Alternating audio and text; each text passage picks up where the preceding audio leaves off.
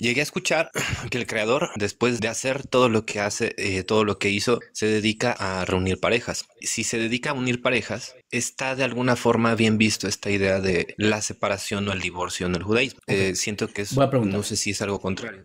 Buena Es pregunta. decir, tal De vez. hecho, esto es una Gemara, así que no sé si esto está en Pesajim, no recuerdo dónde dice que antes de que la persona nace, a Kadosh Baruj Hu, o sea, Dios, él toma el alma de la persona y busca el alma de la otra persona y él ya está, digamos, encontrando las parejas. Pero hay otro midrash que complica esto, porque dice, em, no recuerdo las palabras exactas, pero que es más difícil hacer la pareja de la persona que abrir el mar. Al mar rojo le llaman en español, aunque no, Yamsuf no es mar rojo, pero que es más difícil hacer la pareja de la persona, ¿sí? Es un lenguaje un poco metafórico porque para Dios no hay difícil, no es que para Dios esto sea más difícil, porque para la infinidad no hay dificultad, ¿sí? Pero en todo caso, no es que el divorcio, o sea, la enseñanza aquí es que el ser humano como ideal debe saber que debe encontrar una pareja. Ese es como un punto de partida del ser humano, que ya desde antes él ya tiene un complemento en el mundo. Es decir, si se aspira a que tenga un complemento y que se case y que arme una pareja, etcétera. También los noágidas a propósito. Pero el divorcio no es que sea buen visto, sino que es permitido. Es distinto. Hay todo un tratado del Talmud que se llama Masejet Gittin. Es un tratado de...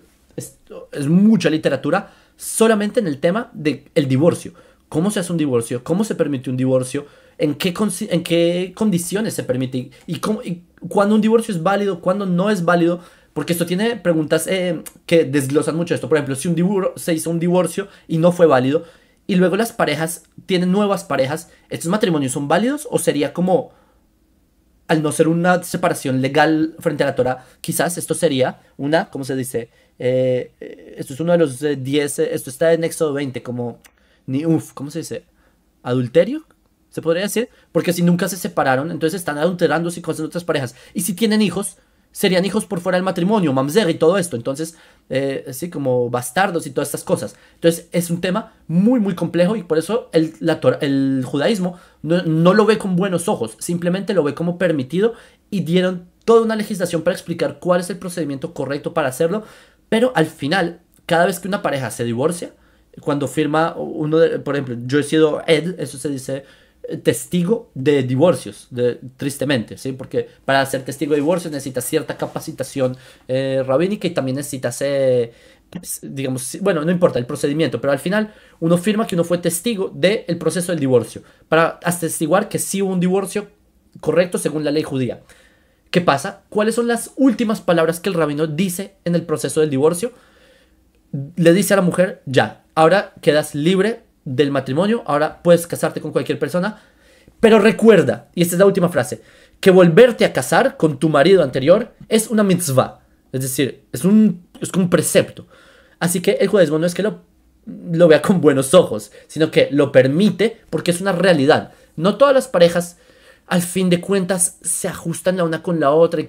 Hay casos, por ejemplo, no sé, que es hay violencia, yo qué sé, cualquier caso, borrachera, perdió todo en un casino, es una persona adicta, no sé, hay mil razones por las cuales no podemos condenar a que una mujer se quede en una situación familiar que le haga daño a ella, a sus hijos, lo que sea. Por eso es que el judaísmo permite el divorcio como una realidad humana, más no es una aspiración, ¿ok? Espero haberte respondido ese aspecto. Em, el ideal sí es formar una familia, ¿ok? Muchísimas gracias. Sí, nada más tenía esa duda, pero digo, se me queda muy presente porque si al final es lo que el creador está haciendo, está uniéndonos en sí con otra persona, desde su inmensa sabiduría, él sabe por qué nos está poniendo específicamente con esa persona. Entonces, bueno, considero que eh, se convierte más como una pelea del ego mismo, ¿no? De cómo es que va a ceder tu ego ante esa persona que Dios te está mandando para que reflejes ese mismo ego, ¿no? Si me permites decir Digo, un dato así acá. lo observo. Miren, en el judaísmo ortodoxo los niveles de divorcio son muy bajos por el hecho de que en la sociedad, ese es el problema de la moralidad relativizada, ¿sí? Que si en una sociedad está mal visto, está bien visto O sea, como el modelo ideal es que tengas una pareja, tengas hijos y una estructura familiar muy sólida, ¿sí? Estilo de... entonces, un divorcio no está bien visto. Entonces la pareja hará lo posible para que el matrimonio funcione. Como quizás los abuelos y bisabuelos de muchos de ustedes de antaño sabrán que los matrimonios eran muy sólidos y sí, había peleas y sí, existían las mismas problemáticas, pero las parejas tenían este grado de tolerancia que podían entender que tenían que resolver el conflicto y no se iban a separar así como así.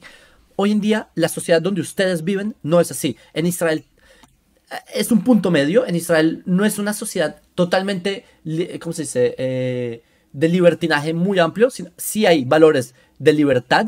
No obstante, es una sociedad muy conservadora al fin de cuentas, en promedio. Pero las sociedades occidentales, más que todo en Europa, en Estados Unidos y en Latinoamérica, está empezando a cocinarse esta idea de la absurda, ¿cómo se dice? Ashlaya, como el cuento, digamos, de que la libertad es el máximo de los valores. La libertad no es un objetivo, hay que dejar eso claro, la libertad es una herramienta para llegar a otros objetivos. Pero en Occidente les vendieron el cuento de que el máximo de los objetivos es la libertad. ¿Qué implica eso? Que una persona puede autorrealizarse como se le dé la gana, incluso si eso va a cuenta de su familia. Entonces, si una persona se casa, pasado mañana, no importa que se divorcie y 2 días después se case otra vez. En la sociedad occidental eso no tiene ninguna problemática, porque ese es el marco ético que se pusieron en Occidente. En el marco de la Torah no es así. En el marco de la Torah la aspiración es que haya familia. Por eso, incluso si hay problemas familiares, como tú dices, voy a poner mi ego encima de su ego. Eso en la sociedad, por lo menos en la ortodoxa, no es tan así. Sí existe el ego, pero tú vas a hacer lo posible para poder canalizar esos problemas. En Occidente, por eso es tan frágil los matrimonios, porque relativizaron todo y por eso es que, Besat Hashem, que algún día en Occidente tengan este marco de referencia llamada Torah, que les enseñe otra vez de vuelta cómo mantener una estructura familiar sana, incluso si hay problemas en la familia, saber cómo se resuelven sin poner un ego encima de otro ego y terminar divorciándose porque sí. Entonces, para que sepas que esa es mi opinión sobre los marcos de referencia ¿cómo se dice? De lo que es la grado de tolerabilidad de la familia, ¿ok? Espero no haber ofendido a muchas personas. Yo sé que no todo, estoy generalizando, ¿sí? Yo sé que no todos en Occidente son así. Todavía quedan, especialmente en América Latina, muchos, ¿cómo se dice? Sociedades muy conservadoras en el sentido familiar, la mayoría de hecho, pero los sectores donde se está tomando la libertad como el objetivo, el valor máximo y todo esto, está tomando cada vez más hasta la sociedad occidental, ¿ok? Yo sé que no es todos, yo sé que muchos de ustedes tienen matrimonios muy estables y yo también sé que dentro de las sociedades conservadoras hay veces el matrimonio es inevitable, el divorcio, porque en verdad hay situaciones que en verdad ya es muy difícil, etcétera. Entiendo, sí, sí, no quiero decir que es o blanco o es negro, hay grises, ¿ok? Te envío un saludo, voy a continuar subiendo más personas, ¿está bien? Gracias, hasta luego, maestro. Dios lo bendiga. Amén, a ti también, todo lo mejor. Interesante. Aquí vi un comentario de reojo. Dice, espérate, me dio un poco de risa. Me desespera que hable mucho sin tomar agua. Por petición tuya y por petición de mi sed, en verdad. Estaba pensando que hoy no traje un vaso de agua, ya vuelvo. Lo que es el rey David, Salomón, tenía muchas mujeres. ¿Ellos cómo lo hacían en sí? El pecado era si ellos se metían con la mujer de otro, pero ellos podían tener todas las mujeres siempre y cuando sean mujeres solteras. ¿Ellos cómo lo hacían para lograr tener todas esas mujeres? Está escrito en la Torah, esto está en Deuteronomio capítulo 13, creo. Son Tassim Alej Hamelech, que ahí básicamente está la Torah hablando sobre que el pueblo de Israel debe tener un rey. En ese mismo capítulo se habla que el rey no debe aumentar en caballos ni debe aumentar en mujeres. De ahí el judaísmo empieza a desglosar que un rey puede tener hasta 7 mujeres. ¿Cómo así? Poligamia. Pues a lo largo de la Biblia, de la Biblia hebrea, el Tanaj, vemos que los patriarcas tenían varias esposas. Jacob tenía 4, Abraham tenía 2 y luego Keturah parece que es Hagar también. Y vemos así, lo que es la poligamia en el Tanaj no es algo extraño. Entonces, sí, el contexto es que los reyes de Israel tenían varias esposas. El contexto de David tuvo, me parece, 7 en verdad. Pero el rey Salomón, de hecho, ese fue Dios se puede decir lo que lo llevó a un error, porque empezó a casarse con esposas para hacer, digamos, estos pactos diplomáticos con otras naciones, y esos digamos, pactos, para hacer estos pactos diplomáticos no fueron matrimonios por el matrimonio en sí, sino por la geopolítica en sí. Y esto fue lo que hizo que estas mujeres introdujeran en el reino, en Jerusalén, lo que es la idolatría de otras naciones. Entonces, sí, a tu punto, esto es porque la Torah lo permite, esto está en Deuteronomio como ya te lo cité, y el caso de Salomón, es decir, que si se exceden tener mujeres, como fue el caso de él, no está bien, ¿ok? Entonces, eh, y el mismo Tanaj te lo dice. Te dice, porque él metió muchas mujeres, el reino sufrió la consecuencia. Es decir, tu punto es correcto en el aspecto de que si el Tanaj lo permite, no excederse, ¿ok?